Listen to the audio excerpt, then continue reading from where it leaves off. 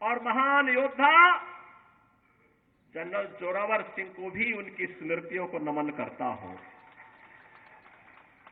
बहनों और भाइयों, जब जम्मू कश्मीर की बात आती है तो भारत का सिरमौर, भारत का मुकुट हर व्यक्ति गर्व के साथ देखना चाहता है। जब जम्मू कश्मीर की बात आती है तो स्वतंत्र भारत के वे नारे एक बार फिर से गूंजते हुए दिखाई देते हैं कि जहां हुए बलिदान मुखर्जी वह कश्मीर, यही इन्हीं वादियों में नारे गूंजे थे। डॉक्टर श्यामा प्रसाद मुखर्जी ने इस सपने को साकार करने के लिए अपने आप को बलिदान किया था और बहनों और भाइयों 70 वर्षों तक कोई सरकार निर्णय नहीं ले पाई। डॉक्टर जितेंद्र सिंह जी को आपने चुनाव जिता करके भेजा। मैं जानता हूं 2014 में हम दोनों साथ साथ सांसद थे और तब भी जब भी जम्मू कश्मीर की बात आती थी बेझिझक एक सांसद के रूप में, एक मंत्री के रूप में बोलते थे कि मैं पहले वहां का नागरिक हूं, धारा 370 समाप्त होनी ही चाहिए और वहां का विकास होना ही चाहिए।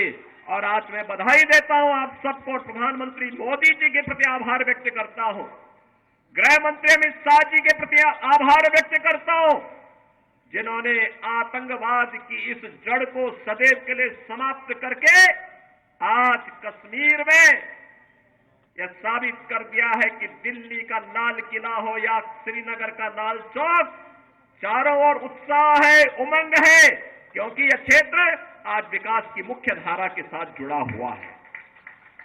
बहनों और भाइयों, जो विकास है आज आप देख रहे होंगे 4 लेन और 6 लेन की एक्सप्रेसवे, मेडिकल कॉलेजेस का संचालन, इंजीनियरिंग कॉलेज, यहां पर सिंचाई की सुविधा, हर घर नल की योजनाएं, ये सब हो ही रही है। लेकिन सबसे बड़ी बात ये, पूछिए इन लोगों से जो लोग इस देश के विभाजन के जिम्मेदार हैं, कांग्रेस से प्रश्न पूछा जाना चाहिए, आखिर हमारा हिंदुस्तान 1947 में आजाद हुआ, लेकिन कांग्रेस की सत्ता लिप्सा ने आजादी के एक दिन पहले देश का दुर्भाग्यपूर्ण विभाजन भी करवाया। और बहनों और भाइयों, स्वतंत्र भारत में हमने हमेशा अपना एक धर्म माना और वह धर्म माना राष्ट्र धर्म। हम अपने राष्ट्र को सर्वोपरि मानते हैं। मेरी व्यक्तिगत कोई भी आस्था होगी, कोई भी उपासना विधि होगी, लेकिन अगर वह राष्ट्र के मार्ग में बाधक है, मैं इसको दरकिनार करके रखता हूं और पहले कहता हूं कि मेरा देश रहना चाहिए। मेरे लिए मेरे देश की स्वतंत्रता, मेरे देश की संप्रभुता और इसकी अखंडता सर्वोपरि रखती है। और इसीलिए आज न केवल भारत एक ग्लोबल पावर के रूप में आगे बढ़ रहा है, अभी तो बहनों और भाइयों आप देख रहे होंगे, अन्य दिनों में तो आप छोड़िए, भारत सरकार के साइंस एंड टेक्नोलॉजी के मंत्री भी डॉक्टर जितेंद्र सिंह जी हैं, प्रधानमंत्री कार्यालय के मंत्री भी डॉक्टर जितेंद्र सिंह जी हैं। कोरोना कालखंड में पहली बार आपने देखा होगा भारत के वैज्ञानिकों ने यानी दो ऐसे वैक्सीन दिए जो दुनिया के अंदर कोरोना जैसी महामारी की अचूक दवा है, अचूक दवा। आपने देखा होगा सबसे प्रभावी वैक्सीन भारत ने दी, फ्री में वैक्सीन, फ्री में उपचार, फ्री में टेस्ट, 140 करोड़ भारतवासियों को भारत की सरकार ने प्रधानमंत्री मोदी जी के नेतृत्व में प्रदान किया। और बहनों और भाइयों, 4 वर्ष से फ्री में 80 करोड़ लोगों को राशन की सुविधा, और अगले 5 वर्ष तक ये राशन की सुविधा फिर से प्राप्त होने वाली है भारतवासियों को। आप सोचो, 140 करोड़ में से 80 करोड़ लोगों को 4 वर्ष से फ्री में राशन की सुविधा अगले 5 वर्ष तक मिलना है। और दूसरी तरफ 1947 में भारत से अलग हुआ पाकिस्तान भीख का कटोरा लेकर के दुनिया के अंदर भीख मांगता हुआ दिखाई दे रहा है।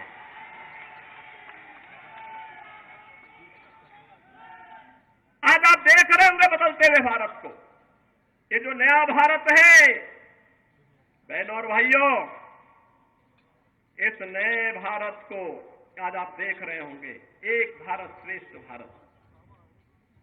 इस भारत में भारत के 140 करोड़ लोगों का सम्मान भी है। दुनिया के अंदर आज भारतवासी कहीं भी जाता है, लोग बड़े सम्मान के साथ उसकी ओर देखते हैं। आज भारतवासी दुनिया के अंदर सम्मान प्राप्त कर रहा है। आज सीमाएं भी सुरक्षित हुई हैं। ऐसा नहीं कि अब कोई पाकिस्तान का व्यक्ति कोई घुसपैठ करके हमारी सुरक्षा में सेंध लगाएगा, नहीं लगा सकता। अगर कहीं एक पटाखा भी फूट जाए ना तो पाकिस्तान अब सफाई देता कि नहीं, मेरा इसमें हाथ नहीं है, क्योंकि उसे मालूम है अगर कुछ हो गया तो फिर उसको लेने के देने पड़ेंगे। और बहनों भाइयों, जब एक मजबूत सरकार होती है तो ऐसे होता है। सुरक्षा की पुख्ता व्यवस्था, कश्मीर में धारा 370 समाप्त करके यहां के आतंकवाद की समस्या का समाधान, देश के अंदर नक्सलवाद की समस्या का भी समाधान हो गया। सुरक्षा की बेहतर स्थिति है। इंफ्रास्ट्रक्चर, अत्याधुनिक इंफ्रास्ट्रक्चर आप देख रहे होंगे। कई highway, railway, metro, rapid rail, IIT, IIM, medical college, AIIMS जैसी सौगात आज देश को प्राप्त हो रही है। साइंस एंड टेक्नोलॉजी के नए नए केंद्र बन रहे हैं। अत्याधुनिक इंफ्रास्ट्रक्चर विकसित हो रहा है। बेहतरीन माहौल में भारत आगे की ओर बढ़ रहा है। और यही नहीं, इन सब स्थितियों को ध्यान में रखने के साथ ही गरीब कल्याणकारी योजनाओं की कोई सानी नहीं। आप देखते होंगे न केवल जम्मू कश्मीर में, पूरे भारत के अंदर भी आप देखते होंगे 80 करोड़ लोग फ्री में राशन की सुविधा का लाभ प्राप्त कर रहे हैं। 60 करोड़ लोग आयुष्मान भारत में 5 लाख रुपए की स्वास्थ्य बीमा का कवर प्राप्त कर रहे हैं। 50 करोड़ लोगों को जनधन के अकाउंट खोले गए। 12 करोड़ अन्नदाता किसान प्रधानमंत्री किसान सम्मान निधि का लाभ प्राप्त कर रहा है। 12 करोड़ गरीबों के घर में शौचालय बने हैं। 10 करोड़ परिवारों को फ्री में उज्ज्वला योजना के सिलेंडर के कनेक्शन प्राप्त हुए हैं। बहनों और भाइयों, 4 करोड़ गरीबों के लिए प्रधानमंत्री आवास योजना भी बने हैं और 2.5 करोड़ घरों तक पहली बार बिजली पहुंचाने का काम भी हुआ है। इस प्रकार के अनगिनत गरीब कल्याणकारी योजनाओं का लाभ आज पिछले 10 वर्ष में उस कैबिनेट ने और उस सरकार ने किए हैं जिसका नेतृत्व मोदी जी कर रहे हैं। और आपके सांसद उस सरकार के अभिन्न हिस्से हैं। डॉक्टर जितेंद्र सिंह जी उस सरकार के हिस्से हैं। वह सरकार आज गरीब कल्याण का कार्य भी कर रही है। और तो और कितना परिवर्तन आया है। इससे पहले लोग अपने आप को हिंदू बोलने में भी संकोच करते थे। और बहनों और भाइयों, अयोध्या का नाम लेने पे तो लोग डरते थे।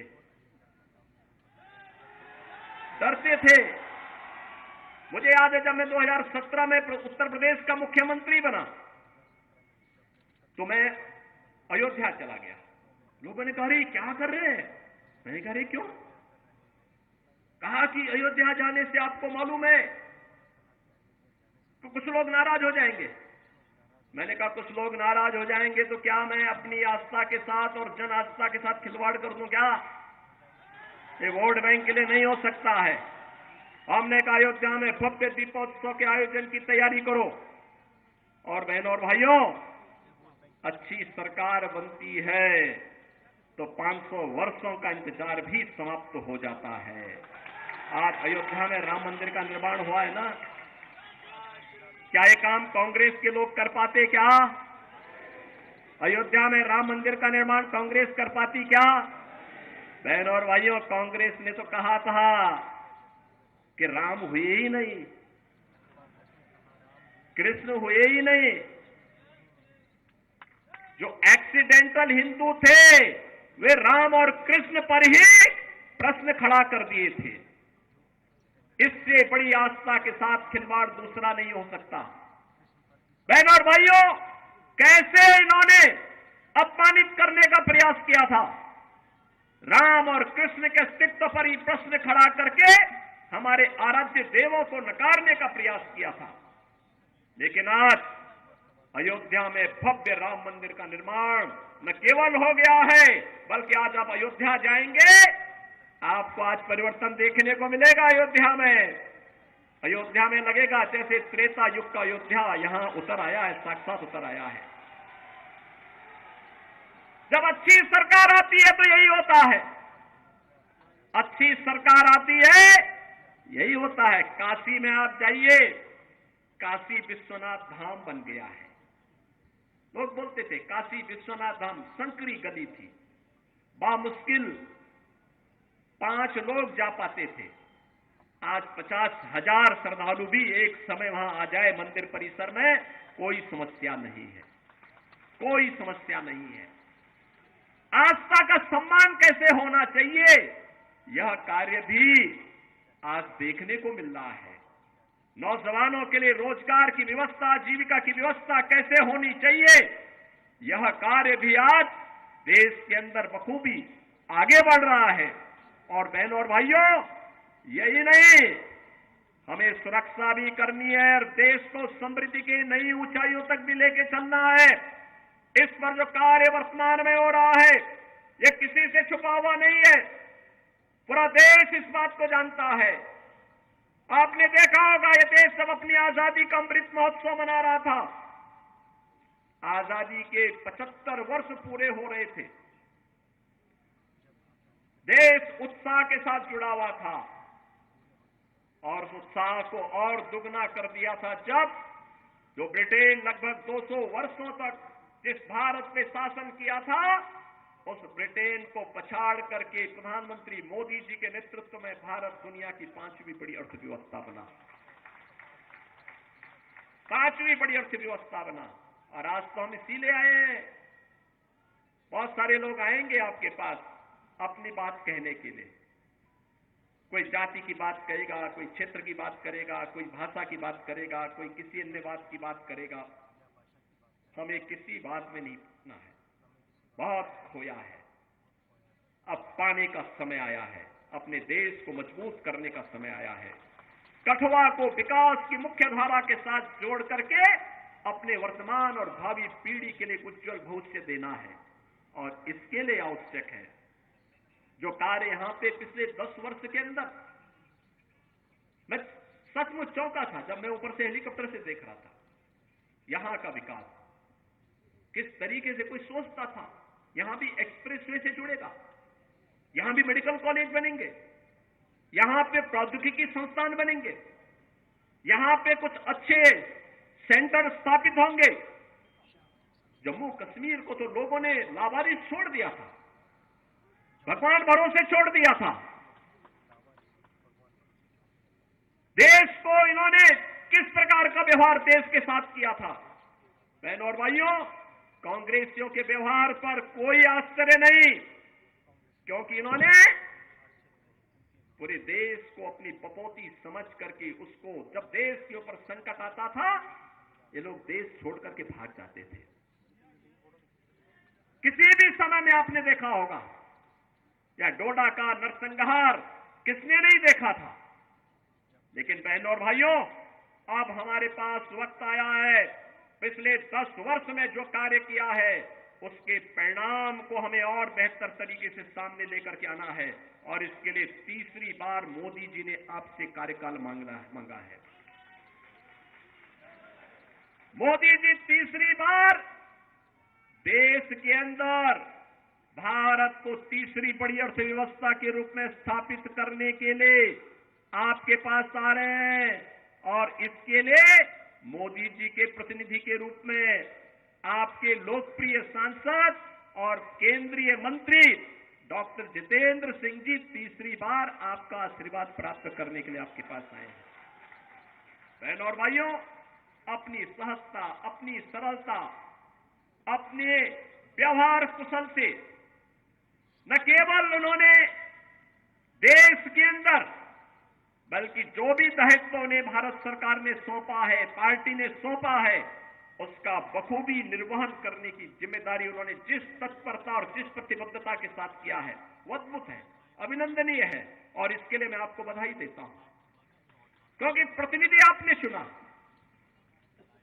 उनके साथ संसद में हम लोग जब 2014 में साथ साथ सांसद थे तब भी मैं देखता था बहुत ही सहजता सरलता के साथ किसी भी बड़ी से बड़ी समस्या का समाधान कैसे होना चाहिए, इसके लिए वह उस समस्या के समाधान पर विश्वास करते थे। बहनों और भाइयों, आज मैं आपसे ही कहने के लिए आया हूं, आज देश आज जिस नए युग में प्रवेश किया है, जिस नए भारत का हम दर्शन कर रहे हैं, यह सच है मोदी जी का नेतृत्व है, मोदी जी को इसका श्रेय जाता है। नए भारत के शिल्पी के रूप में मोदी जी का हर व्यक्ति सम्मान करता है। लेकिन बहनों और भाइयों, मोदी जी के साथ साथ आपको भी इसका श्रेय जाता है, क्योंकि मोदी जी को एक वोट देकर के आपने मोदी जी को देश की सत्ता सौंपी, देश की बागडोर सौंपी। मोदी जी को देश की बागडोर सौंपी है तो परिणाम आज आपके सामने है। अयोध्या में राम मंदिर भी बन रहा है, भारत दुनिया की बड़ी ताकत भी बन रहा है, सुरक्षा का बेहतर वातावरण भी बन रहा है, विकास के बड़े बड़े कार्य भी हो रहे हैं, गरीब कल्याणकारी योजना भी प्रभावी ढंग से आगे बढ़ रही है। अगर जनता जनार्दन वोट ही न देती, क्या हम उत्तर प्रदेश देश के सबसे बड़े राज्य को संभाल पाते? क्या जो जम्मू कश्मीर की स्थिति थी, यहां पर पाकिस्तान प्रस्त आतंकवादी किस तरीके से तबाही मचाए हुए थे, लेकिन उत्तर प्रदेश के अंदर तो सत्ता के संरक्षण में जिस प्रकार की अराजकता थी, हर दूसरे दिन दंगा होता था, कर्फ्यू लगता था, महीनों महीनों कर्फ्यू रहता था। बहनों और भाइयों, 7 वर्ष से मैं आज उत्तर प्रदेश के अंदर मुख्यमंत्री के रूप में काम कर रहा हूं और बहनों और भाइयों, 7 वर्ष में एक भी दंगा नहीं हुआ, वहां कोई दंगा नहीं है, कर्फ्यू नहीं है, बल्कि भगवान शिव की कावड़ यात्रा निकलती है धूम धड़ाके के साथ। लोग भूल गए कि कर्फ्यू भी कभी लगता था यहां पे। आप देखते होंगे, उत्तर प्रदेश देश का पहला राज्य है जहां के धर्मस्थलों से जो माइक की चिल्लाहट होती सब उतर गया है, समाप्त।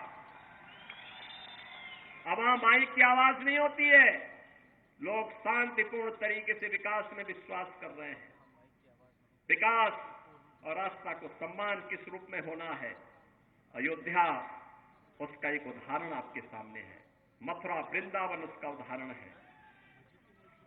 और बहनों और भाइयों, मैं तो आज अपने कठुआ के बहनों और भाइयों से ही कहूंगा, आपके यहां प्रथम चरण में चुनाव है, चुनाव के बाद पदाधिकारी अन्य क्षेत्रों में प्रचार के लिए जाएंगे, देश के अन्य क्षेत्रों में भी जाएंगे, लेकिन आप लोगों को फिर अयोध्या के दर्शन के कार्यक्रम जरूर बनाने चाहिए।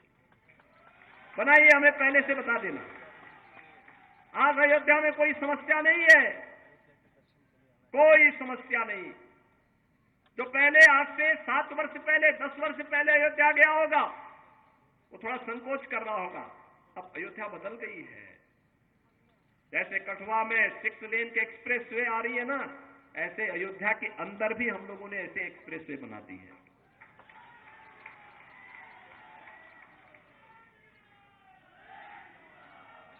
सुरक्षा का बेहतर वातावरण है। उत्तर प्रदेश में तो बहुत संकोच नहीं करते हम लोग। बहनों और भाइयों, कोई दंगा करता है तो हम उसको उल्टा टांगने का काम कर देते हैं, लटका देते हैं उसको और बोल देते हैं कि वे जाओ। बहुत ज्यादा कोई बकबक करता है तो बहनों और भाइयों, मिर्च का झोंका नीचे से लगा दिया जाता है फिर सारी भोंभो अपने आप ठीक हो जाती है उन लोगों की। और इसलिए बहनों भाइयों, आज हम आए हैं नए भारत के निर्माण के लिए। हमें प्रधानमंत्री मोदी जी को तीसरा कार्यकाल देना है और तीसरे कार्यकाल के लिए तीसरी बार डॉक्टर जितेंद्र सिंह जी को भारी बहुमत से विजयी बना के भेजना है। उधमपुर में फिर से तीसरी बार कमल खिलाना है। आप सब सहमत हैं ना? सभी लोग सहमत हैं? माताएं बहनें भी सब लोग अपना आशीर्वाद दीजिए। लोकतंत्र तो आपका है, लोकतंत्र के जनार्दन आप ही हैं और लोकतंत्र में तीसरी बार आपको उन्हें फिर से भारी बहुमत से विजयी बनाना है। और यह अवसर आपके लिए होगा कि उन्होंने 10 वर्ष में जिस निष्ठा के साथ काम किया है। चुनाव एक अवसर होता है 5 वर्ष में अपने जनप्रतिनिधि की सेवा के प्रति कृतज्ञता ज्ञापित करने का, कि उन्होंने कार्य किया है व्यक्तिगत राग द्वेष से ऊपर उठ करके, व्यक्तिगत राग द्वेष से ऊपर उठ करके मूल्य और सिद्धांतों के लिए राष्ट्र धर्म का निर्वाह करते हुए हम लोग कार्य करेंगे। और इस दृष्टि से उन्होंने जिस निष्ठा के साथ काम किया, निसंदेह अभिनंदनीय है, स्वागत योग्य है। और इसलिए आज मुझे स्वयं उत्तर प्रदेश से यहां आना पड़ रहा है, आपके पास आना पड़ा, आपसे अपील करने के लिए आया हूं। मैं आप सबसे यही अपील करने के लिए आया हूं कि इन्होंने जिस मजबूती के साथ काम किया उसको ध्यान में रखते हुए भारी बहुमत से उन्हें विजयी बना करके एक बार फिर से यहां पर कमल के फूल को खिलाने की कार्रवाई आप फिर से करिए। और जो आवाज देश की है, एक ही आवाज पूरे देश के अंदर गूंज रही है। मैं भी महाराष्ट्र गया था परसों, उसके एक दिन पहले मैं राजस्थान में था। उत्तर प्रदेश में तो 80 लोकसभा सीट अकेले उत्तर प्रदेश में है और हर ओर एक ही आवाज है। वो आवाज है कि फिर एक बार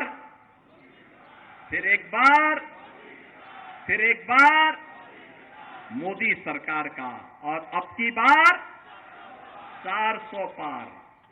400 पार के लिए सहमत है ना? देखो, डॉक्टर जितेंद्र सिंह जी चुनाव जीतेंगे, किसी को संदेह नहीं, लेकिन चुनाव में बढ़त इतनी होनी चाहिए कि उनको भी यहां की शेष परियोजनाओं के लिए उतनी ही ताकत मिल सके।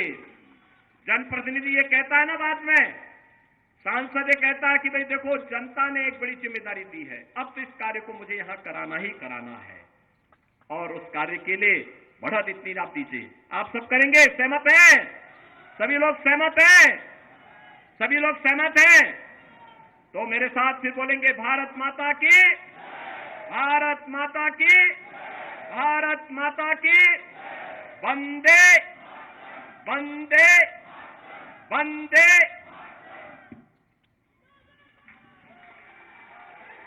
रघुनंदन जी सबका धन्यवाद करेंगे।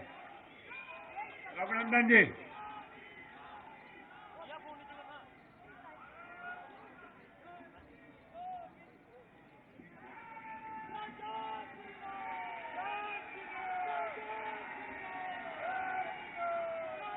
भारत माता की, भारत माता की। मैं जहां है हमारे महाराज योगी आदित्यनाथ जी का तहे दिल से धन्यवाद करता हूं कि ये जो जेके ड्यूटी प्रवेश द्वार में वो आए, पूरी कठुआ की ओर से मैं उनका तहे दिल से धन्यवाद करता हूं। जितने भी हमारे माननीय जहां है, मैं सबका धन्यवाद करता हूं और जितनी भी हमारी जनता जनार्दन जहां आई, मैं सबका तहे दिल से धन्यवाद करता हूं। जय हिंद, जय भारत।